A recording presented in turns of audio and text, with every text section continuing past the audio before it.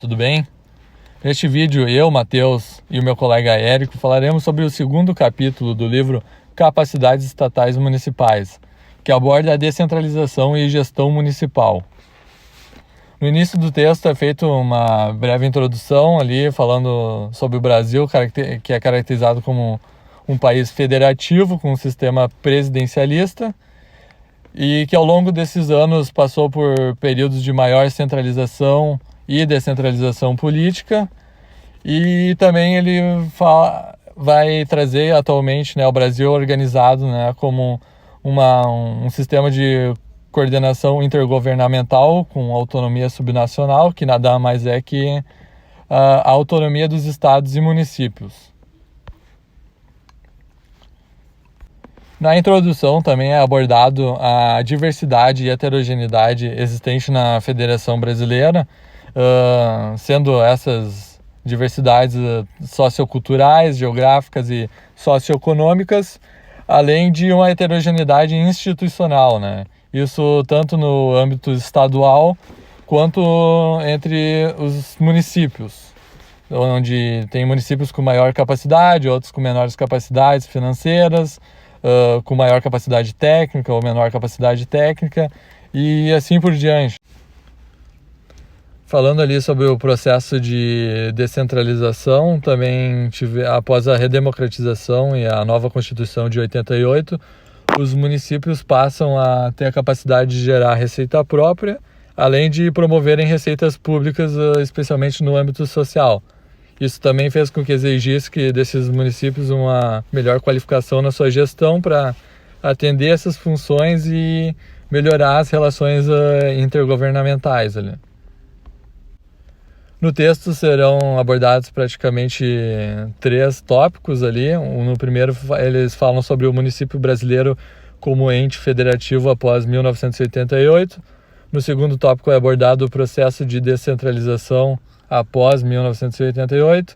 E, por fim, os desafios da descentralização para as novas localidades. Então, nesse primeiro tópico, falando sobre o município brasileiro como ente federativo após 1988, a Federação Brasileira ela é formada por 26 estados, junto com o Distrito Federal, e por um número de 5.570 municípios, que são a menor unidade de divisão política administrativa. Além disso, o texto traz ali que os municípios têm o mesmo estatuto jurídico, não havendo nenhum tipo de beneficiação ou diferenciação por parte de qualquer município. E também eles trazem a definição oficial de município, onde abrange áreas municipais e distritais, como também áreas rurais e urbanas.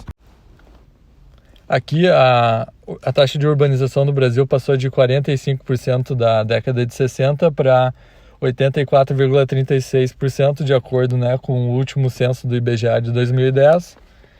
E também, se a gente levar em conta as 26 capitais e o Distrito Federal, estes concentram 1/3 da população brasileira, Então, nós também temos aí o município, como sendo a menor unidade integrante do sistema federativo, e esse não é subordinado a nenhum nível superior de governo, Todos são independentes entre si, Segundo o primeiro artigo da Constituição Federal de 88, a República Federal é uma união indissociável da União, dos estados, dos municípios e do Distrito Federal, E no artigo 18 também traz que estes, são autônomos entre si. Aqui no próximo slide eu trouxe o gráfico apresentado no texto sobre o número de municípios existentes no Brasil, A taxa de crescimento ali, demonstrando a taxa de crescimento ao longo das últimas décadas.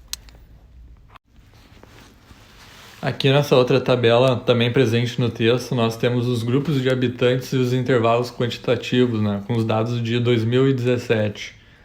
Ali a gente pode observar que os grupos de habitantes cada grupo representa 1.000 pessoas, e cidades com mais de 1.000 grupos de habitantes, ou seja, com a população maior que 1 milhão, concentram 21,9% da população total do Brasil. Outro dado ali que a gente pode observar que 25,9% da população brasileira fica em municípios entre 100 a 500 mil habitantes, que seriam 271 municípios. E também outro dado relevante que a gente poderia observar nessa tabela é que cerca de 88,10% da população brasileira vive em municípios com até 50 mil habitantes, né? Ou seja, a maior parte dos municípios brasileiros são de...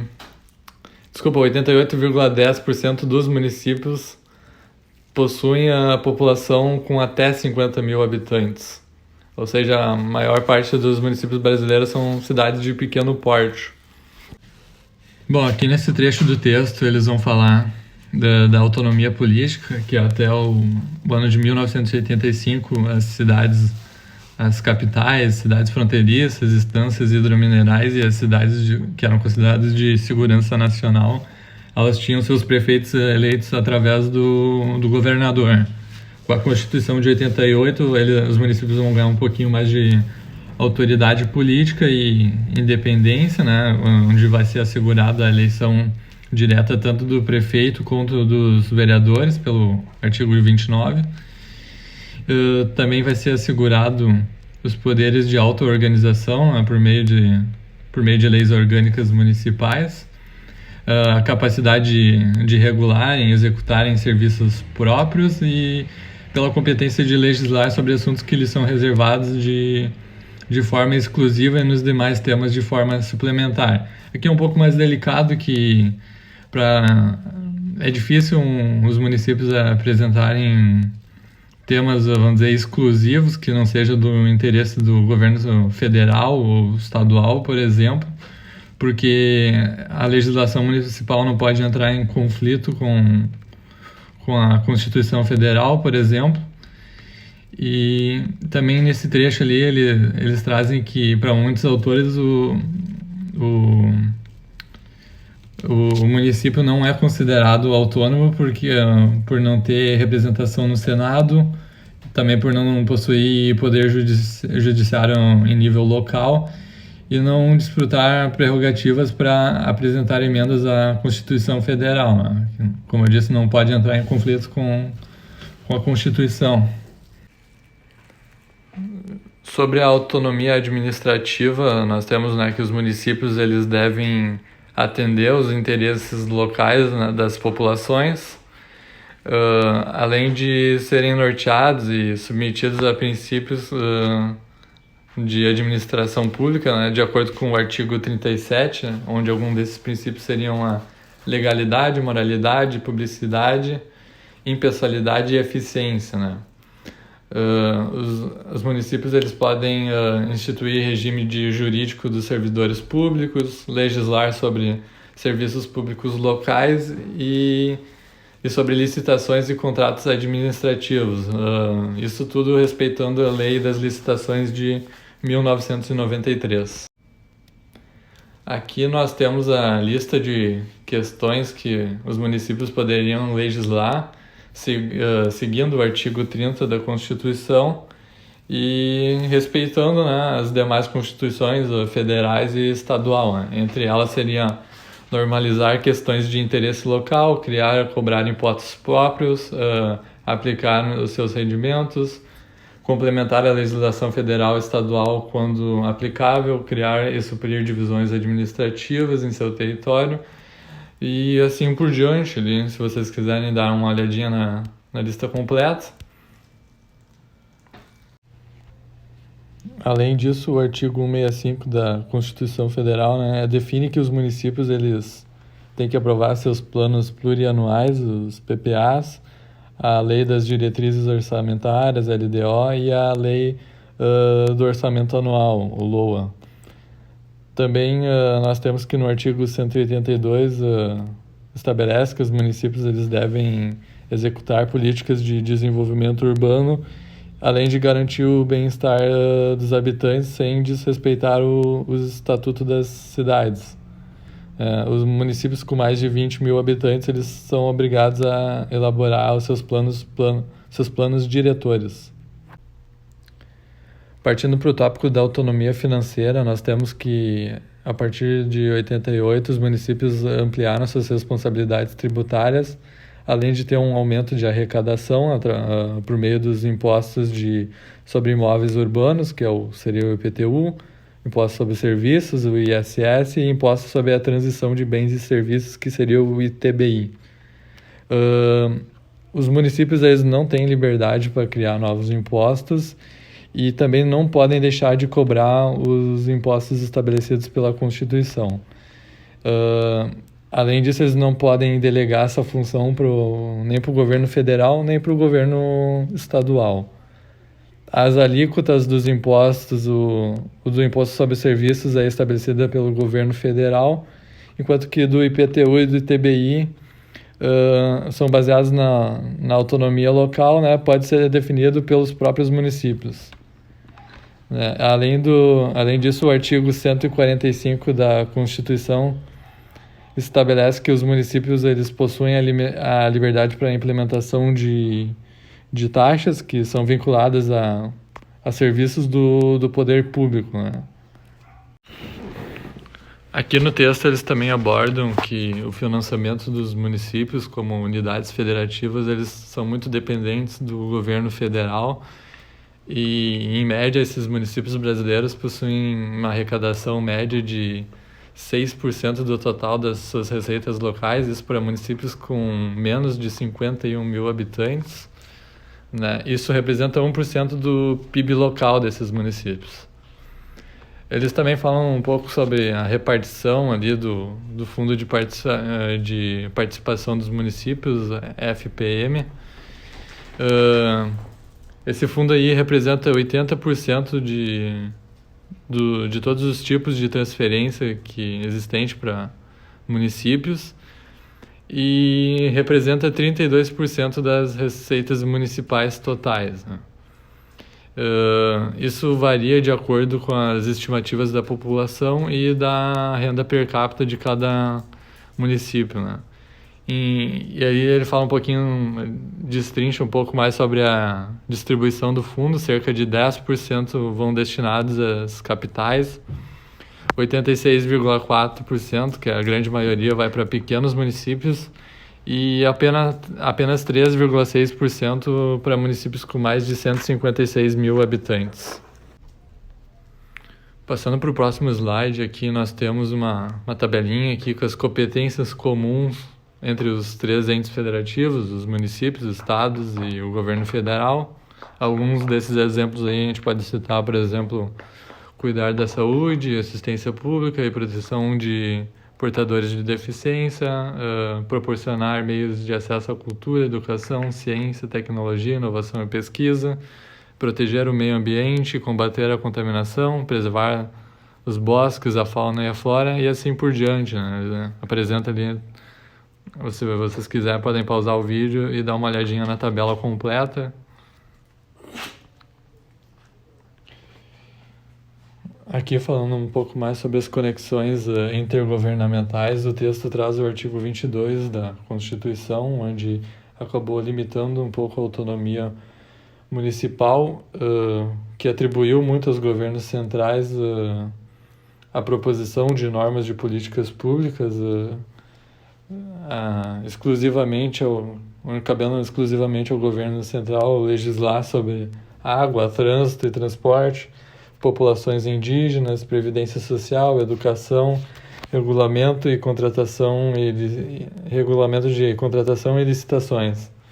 Enquanto que no artigo 24 ficou definidas as atribuições que tanto o governo federal, municipal, estadual poderiam legislar em conjunto e concorrentemente, mas sempre prevalecendo as regras federais, né? Sendo algumas desses temas seriam a proteção ao meio ambiente, controle de poluição e defesa do solo, proteção do patrimônio histórico e cultural, previdência social e defesa da saúde, proteção integral às pessoas com deficiência e proteção à infância e à juventude. Aqui nós temos alguns temas que já abordamos anteriormente, como a liberdade dos municípios, né, em implementar serviços e políticas públicas que estão abrangidos nos artigos 23 e 30.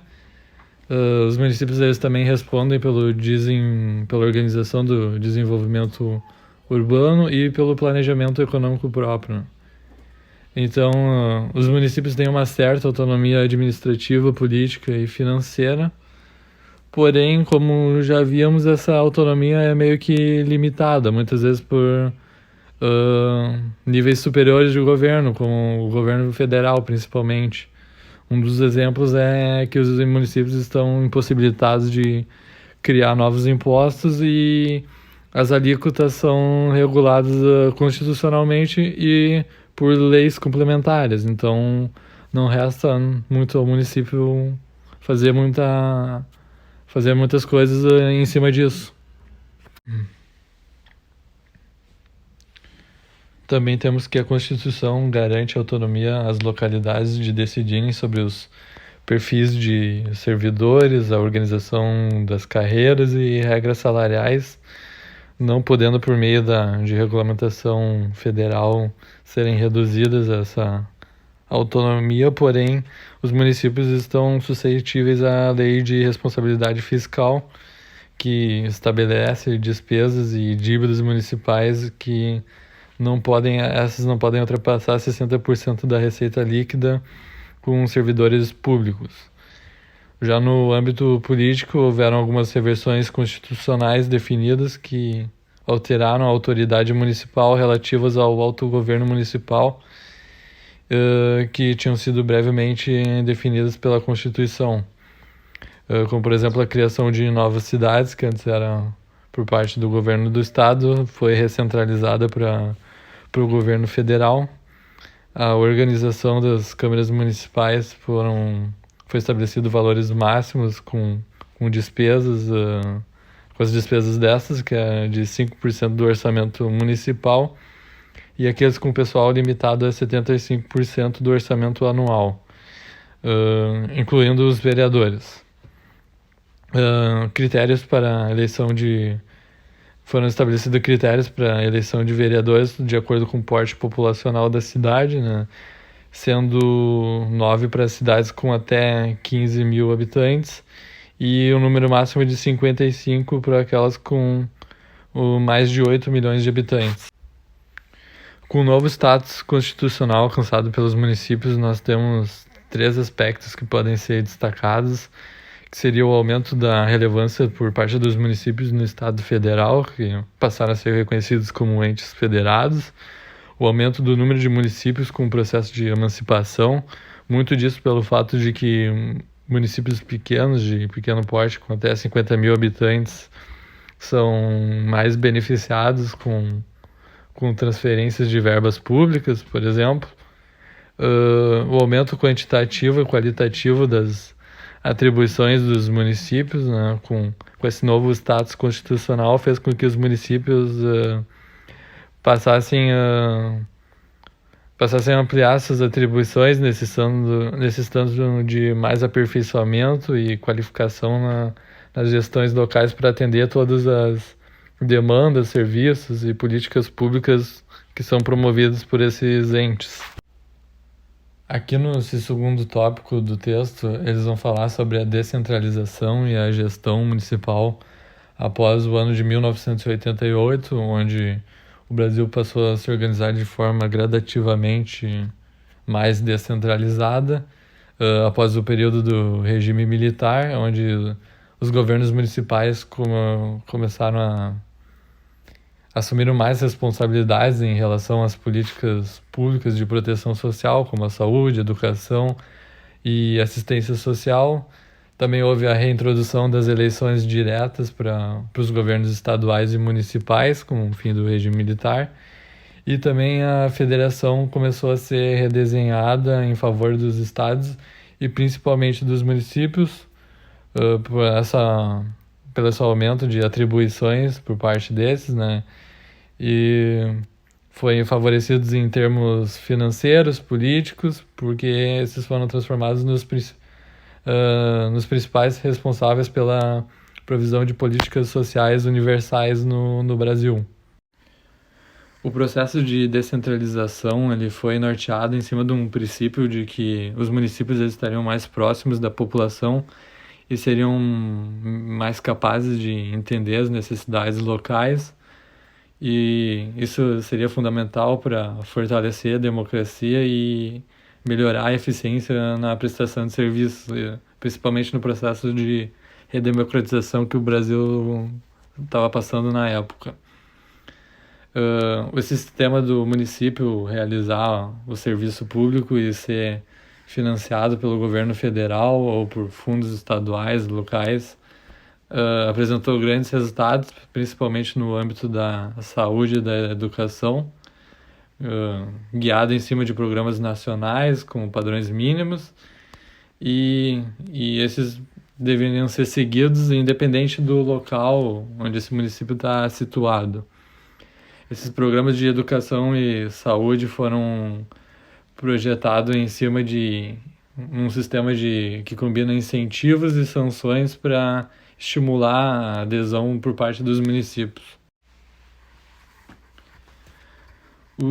Continuando aqui, o sistema federal brasileiro ele é limitado muito pela desigualdade econômica e administrativa existente entre as regiões e os municípios brasileiros, que dificulta na implementação de políticas públicas, como por exemplo no caso com municípios de menos de 50 mil habitantes, geralmente são dependentes de transferências intergovernamentais para realizar essas tarefas, e eles muitas vezes são regulamentados muitas vezes não são regulamentados pela esfera federal, que acaba sobrecarregando as burocracias locais, né, no processo administrativo local, com demandas de diferentes órgãos públicos, e também essa prestação de serviços e políticas sociais demanda força de trabalho, né, para melhorar esses serviços e expandir. Porém, os municípios eles têm uma limitação com despesas em folha de pagamento, e boa parte do aumento o aumento da receita local, que foi maior proporcionalmente do que nos estados, ele é destinado para a prestação desses serviços sociais e deixa pouco espaço para os municípios, pouca autonomia para os municípios utilizarem outras políticas locais.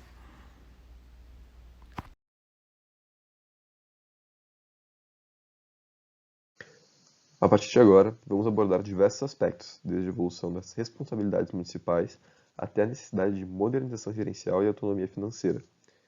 Nos últimos 30 anos, testemunhamos uma transformação significativa nos municípios brasileiros.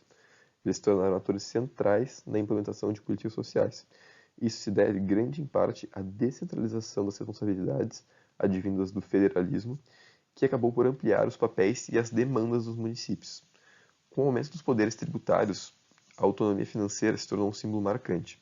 No entanto, essa autonomia exige uma modernização gerencial. A tarefa de responder às novas responsabilidades requer avanços significativos na gestão e em sua capacidade de gestão.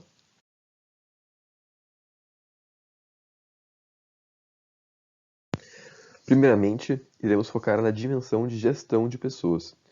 É possível observar que entre 1999 e 2014, o contingente de funcionários municipais dobrou. Isso também resultou em um aumento de 60% nos gastos municipais. Comparando esse crescimento com o aumento da população, percebemos que a proporção de funcionários municipais aumentou significativamente. Isso é mais acentuado quando comparado ao funcionalismo federal e estadual. Essa descentralização trouxe impactos na gestão de funcionários no município. A ampliação das responsabilidades municipais em políticas sociais levou a um crescimento do funcionalismo, especialmente em áreas como educação, saúde e assistência social. Cerca de 40% dos servidores municipais atuam nessas áreas. Além da quantidade, precisamos discutir também a qualificação desses servidores. Ao observarmos a evolução da escolaridade dos servidores públicos municipais, notamos um crescimento nos níveis 3 e 4, que são respectivamente ensino médio completo e ensino superior completo. No entanto, podemos verificar que ainda persiste um número significativo de servidores com baixa escolaridade, principalmente em municípios menores. Além disso, a relação entre o tamanho da população e a taxa de funcionários municipais é uma grande preocupação. Isso tem reflexo na gestão administrativa e financeira das cidades, afetando sua autonomia financeira. Por exemplo, nas cidades pequenas, onde podemos observar que o funcionalismo público acaba se tornando uma grande fonte de empregos para a população. Agora, iremos abordar a questão da gestão financeira. Conforme informamos, iremos abordar 3 pontos: gestão de pessoas, gestão financeira e o planejamento dos municípios no sistema federalista. A descentralização que o federalismo traz tem um impacto significativo na gestão financeira dos municípios. O federalismo fiscal apresenta desafios consideráveis de financiamento. Isso porque os municípios frequentemente têm baixa capacidade de gerar receita própria. Eles dependem consideravelmente de repasses do governo federal e estadual para poder financiar suas operações. Podemos observar a participação relativa das receitas municipais por tamanho populacional, destacando a maior dependência dos municípios menores. Os municípios dependem, em média, de 66% dos recursos de outras esferas do governo. Isso levanta preocupações sobre a sustentabilidade e qualidade dos serviços sociais. Observamos que muitos municípios investem uma baixa proporção de seu orçamento. Isso pode impactar a expansão e a qualidade dos serviços prestados. Sinais de limitações nas capacidades de gestão financeira sustentável se tornam evidentes. A recente queda de receitas devido à Covid-19 aprofundou ainda mais essas preocupações. A descentralização fortaleceu os papéis municipais na implementação de políticas públicas. No entanto, essa ampliação também trouxe pressões para expandir serviços públicos, demandando capacidade financeira própria e apoio de outras esferas do governo. A Emenda Constitucional 29 de 2000 teve um impacto significativo nos gastos municipais em saúde e educação. Notamos também uma mudança no perfil de gastos por esfera de governo, com gastos municipais em serviços sociais universais em crescimento. Agora, partimos para a última esfera da nossa análise do desempenho dos municípios, que seria o planejamento municipal e seu impacto nas políticas públicas. Devido à falta de dados sobre planejamento governamental em municípios, a existência de planejamento setorial em algumas políticas públicas é um aspecto relevante e muito importante. Identificamos áreas com uma cultura de planejamento mais difundida, como saúde e assistência social. Nessas áreas, observamos que o planejamento é um critério para recebimento de transferências intergovernamentais federais. Sendo assim, é muito importante entendermos os estímulos federais por trás do planejamento. Destacamos o bom desempenho em habitação e resíduos sólidos, impulsionados por estímulos federais como o Programa Minha Casa Minha Vida e o Plano Nacional de Resíduos Sólidos. Na educação, a legislação federal exige planos municipais. No entanto, em áreas como saneamento, os percentuais de planejamento ainda são baixos. Percebemos que o planejamento dos municípios é mais setorial e estimulado por legislação federal do que sistêmico. Essa heterogeneidade de capacidades estatais é notável em diferentes setores de políticas públicas. O governo federal passou a financiar e administrar políticas pró-pobres, enquanto os municípios implementam políticas universais com seus próprios recursos, mas também com o apoio financeiro das esferas estadual e federal. Essa transformação gerou mudanças significativas nas responsabilidades municipais, mas também deixou desafios persistentes. Observamos que a heterogeneidade e a desigualdade nas capacidades municipais são uma realidade marcante. A modernização das administrações é uma questão central para a Federação Brasileira, especialmente considerando as novas atribuições dos municípios após a Constituição de 88. Apesar do aumento do poder municipal, a modernização de gestão foi e ainda é um desafio constante. O desenvolvimento das capacidades é essencial para uma federação eficaz. É importante notarmos que os serviços sociais universais mantêm uma ampla cobertura política e social. Embora o progresso social possa ser afetado por condições macroeconômicas, a trajetória rumo a melhores oportunidades e serviços parece continuar. Também é improvável que o papel dos governos locais na provisão de serviços sociais seja alterado.